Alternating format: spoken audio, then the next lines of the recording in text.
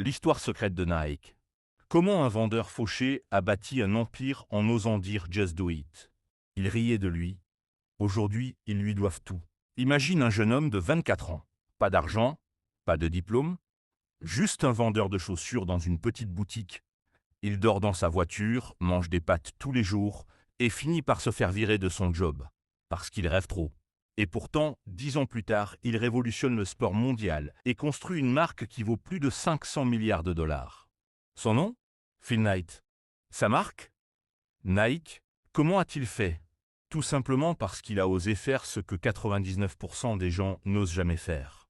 En 1964, Phil Knight n'a rien. Zéro. Il emprunte 50 dollars à son père pour lancer son projet. Ses premières chaussures sortent d'un garage. Les sportifs se moquent de lui, les banques refusent de l'aider et ses propres partenaires le trahissent. Mais il garde une obsession, prouver que ses chaussures peuvent battre Adidas, le géant allemand. En 1971, il prend des décisions folles. Il achète un logo à une étudiante en design pour seulement 35 dollars.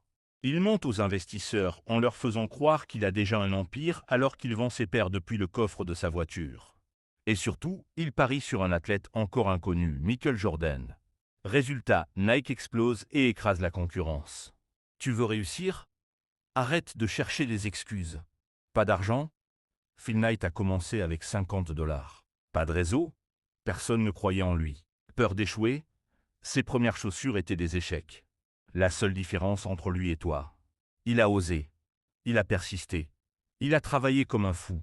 En 1984, Nike signe Michael Jordan alors qu'Adidas l'avait rejeté.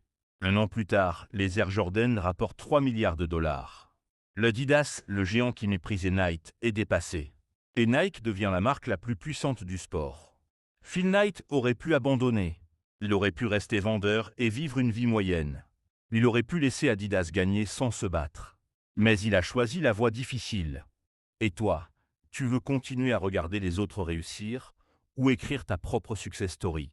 Phil Knight le résume mieux que quiconque.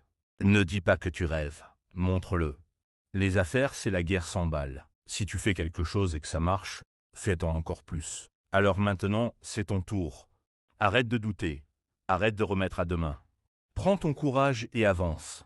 Just do it. Abonne-toi, like et partage.